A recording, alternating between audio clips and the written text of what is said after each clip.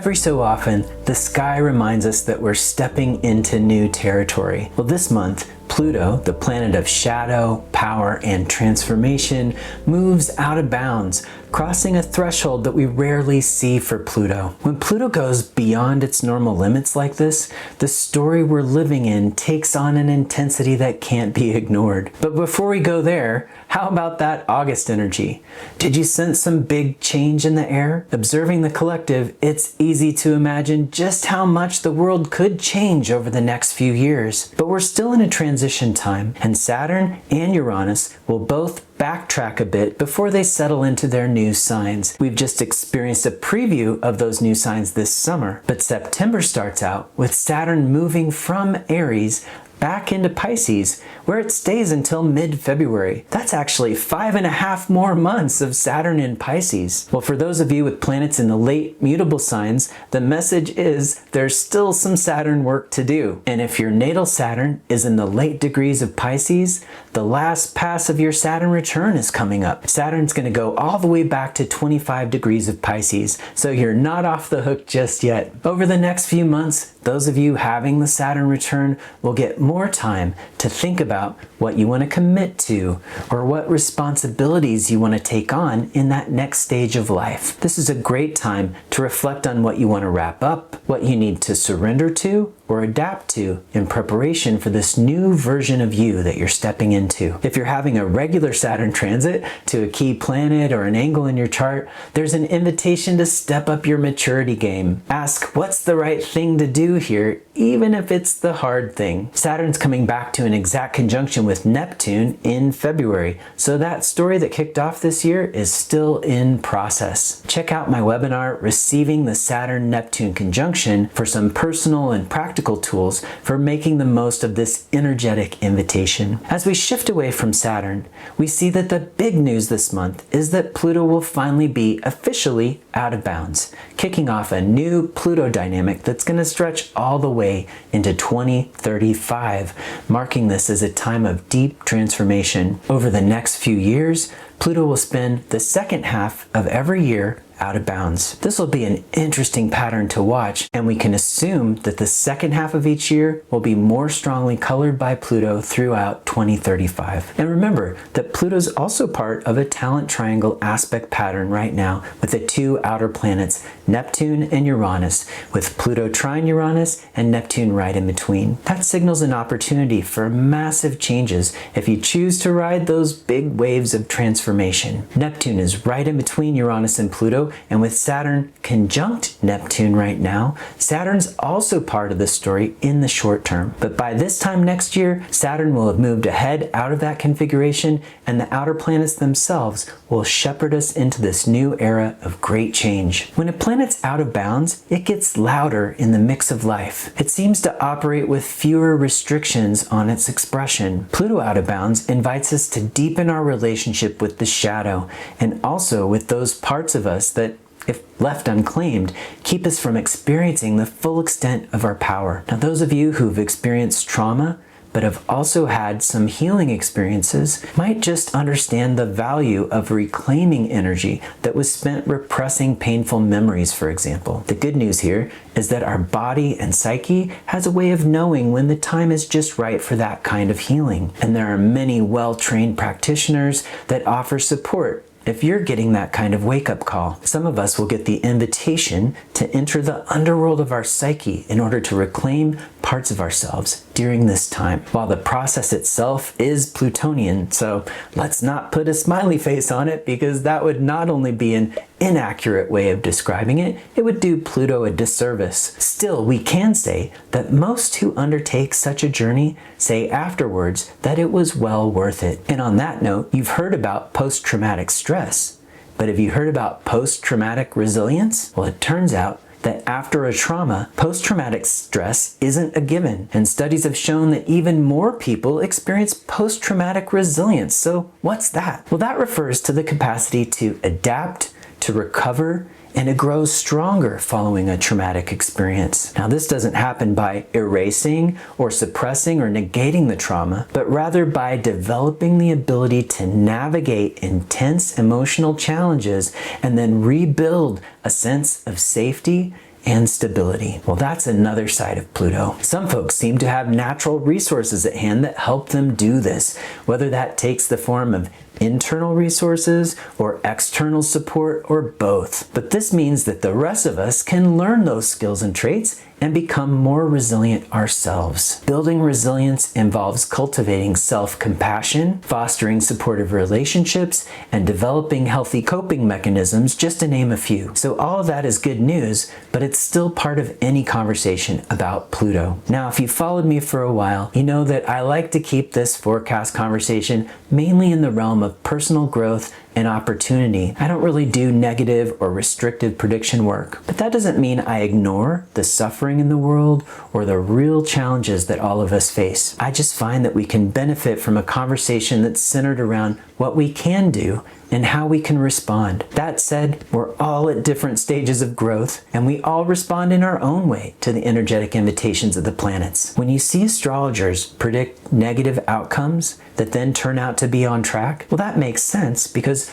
all of us can easily predict as non-astrologers that humans are going to continue to make bad choices. People with bad intentions, say the intention to hurt others or take advantage of others, well, they can also use the planetary energies for their own purposes, just as a person trying to help others or do good in the world can. The thing about negative predictions is that they only tell part of the story. Positive predictions just don't get as many clicks. So let me make one prediction that I do feel confident about. The negative deterministic astrologers will always have a job. But like I said, they're only telling part of the story, and they're sometimes right because of the fact that there are always some humans out there with bad intentions combined with the power to impact others. My real point here is that at the end of the day, those are still human choices. They're not caused by the planets in a direct way. The negative outcome is only a given to the extent that we know that some large percentage of humans will continue to make poor choices. So I'm here to talk to those of you who are choosing something different. But today, just for a moment, I want to acknowledge that in this time of great change, we are going to witness conflict, disruption, and even more suffering in the world. Well, you don't have to spend a lot of time or effort or even use astrology to see that that's already in play in the collective. Now, historically, Pluto out of bounds has coincided with some very intense chapters in the collective. Think of eras like the Crusades or the Holocaust, big sobering reminders of Pluto's potential shadow. So will we see more evidence during this new cycle of the capacity for human darkness?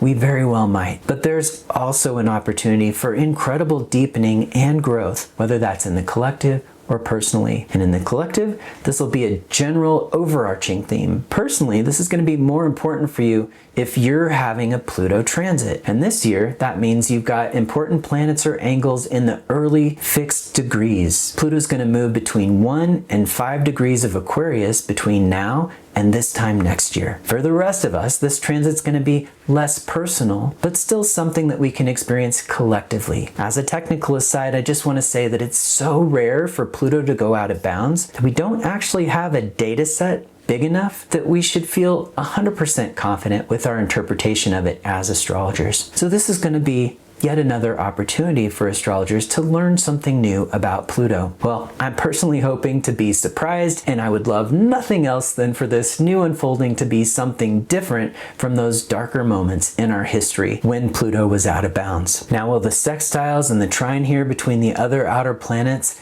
open up opportunities or pathways for growth? Or will they make it even easier for people with poor intentions to get away with things? Some astrologers have looked at the so-called harmonious aspects between the outer planets and asked, how does that explain these darker, challenging dynamics that we're seeing in the collective right now? Well, Pluto in high declination and now going out of bounds might just hold one key to understanding what we've been seeing lately. And for those of you who follow the newer planetary discoveries, this might also be an instance where the Kuiper Belt objects like Eris or Makemake have a role to play. But let's keep it simple for now. I'll come back to Pluto over the coming forecast to say more as we see what's unfolding. But I'll close this section today by saying that Pluto invites us to look at our experience with our eyes wide open, to not turn away from the darkness in our lives, in the world, or inside ourselves. So that's Pluto's invitation. Now let's downshift gears to Mercury and some of the day-to-day experience of this month. If you got any important communications or logistical details to attend to, you're going to want to know a couple of key factors. The first is that Mercury's heading into Virgo on September 2nd. Now, while it's only in Virgo for a couple of weeks through September 18th, bookmark these dates for problem solving, for fixing things, or just becoming more aware of what's broken in the first place. Mercury in Virgo should give us a little more access to the critical discernment that we need to identify what's wrong so that we can then do our best to make it right. While it can be easy to get stuck in complaining more during this time,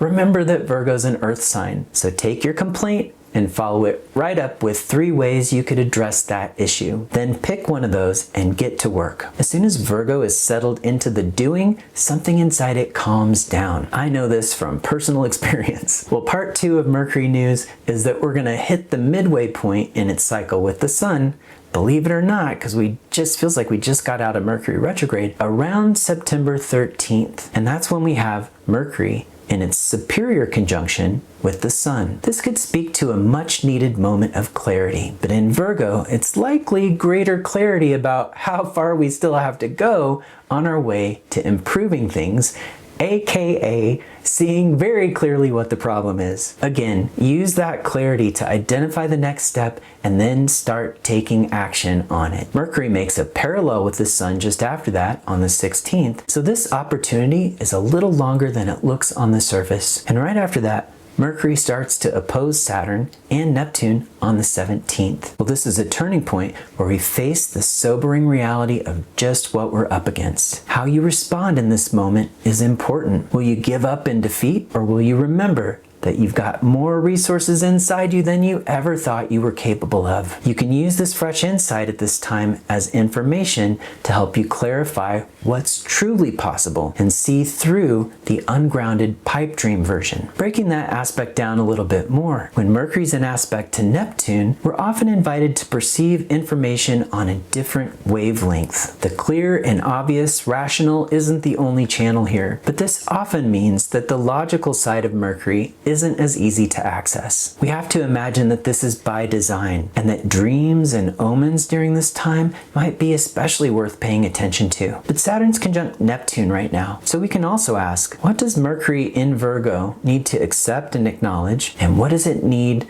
to get more realistic about, while still keeping in touch with some ideal that we know is worth holding on to? If we take in the declination aspects from Mercury to Saturn and Neptune, we can block off the whole period from September 16th to the 23rd to observe these dynamics. The takeaway is this: mid-September asks us to balance clarity with realism. Don't sacrifice your ideals, but maintain a practical edge. Around September 18th, Mercury moves from Virgo into Libra, so conversations that help you take in other points of view are in order. Ask what others are doing and then evaluate the differences so that you can find the way that's right for you. In other words, you might need to talk to others in order to find that best choice. In the last part of the month, there's another vibe shift as Mars gets closer to its square with Pluto, and that's exact on September 24th. Well, since Pluto's in Aquarius, the real vibe shift probably starts around September 22nd when Mars moves into Scorpio in tight range of that square. Mars in Scorpio gets focused. One of the animal images we have for Scorpio is the eagle, and we can think here about having an eagle eye. When we describe somebody as having an eagle eye, we think of them as sharply focused, able to zero in and paying very close attention. Well, these would be great assets to develop or to tap into while Mars is in Scorpio. So if you have this position natally, a focused direction is one positive expression. With Mars square Pluto, we can think about the animal instinct. Mars is up against powerful forces here. We might think about a human facing off with a lion or a shark, for instance. But if the human is Mars in this scenario, they have the advantage of that strategy and focus we've been talking about. Now, I remember when I was younger, I had a series of nightmares about battling sharks. I'm gonna blame that on my siblings taking me to see Jaws when I was way too little. But in one of my nightmares, I had a turning point. Instinctively, that's Mars. I knew that the shark's nose was sensitive, so I risked everything by turning toward the shark instead of my usual trying to swim away, and I punched it on the nose. Now, I'm not sure how that works in the ocean in terms of real world physics, but hey, it was just a dream. But it worked, and I got away for the first time in this series of dreams. It was a turning point I still remember. So back to Mars square Pluto. First we ask, is this a battle I truly want to face? Or is this a better time to back down? That's always a fair question with Mars. But if we say, I do want to face this, then ask, what's my strategy? And what's my advantage here? And even better yet, Mars and Scorpio might ask, what's my opponent's greatest weakness? Well, that's Mars-Pluto in its full intensity. Now let's take a breath and turn to a brighter moment, one of those windows of flow you might want to mark on your calendar. You can tap into a little win for your sails for an important action on September 11th with the moon in Taurus coming into a sextile with Jupiter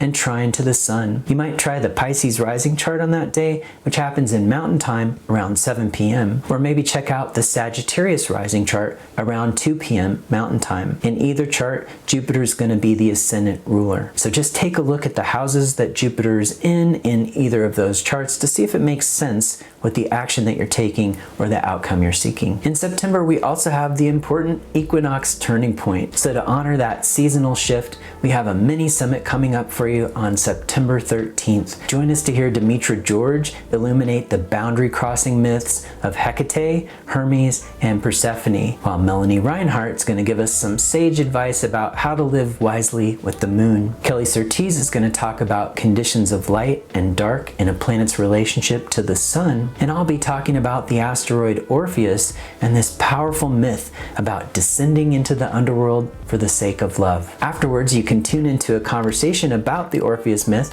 with me, Saffron Rossi, and Melanie Reinhardt, and we're going to ask, just why does Orpheus turn back, among other intriguing questions? Well, I hope to see some of you there. Head over to astrologyuniversity.com/events to learn more and sign up. And until I see you next time, take good care of yourselves and each other.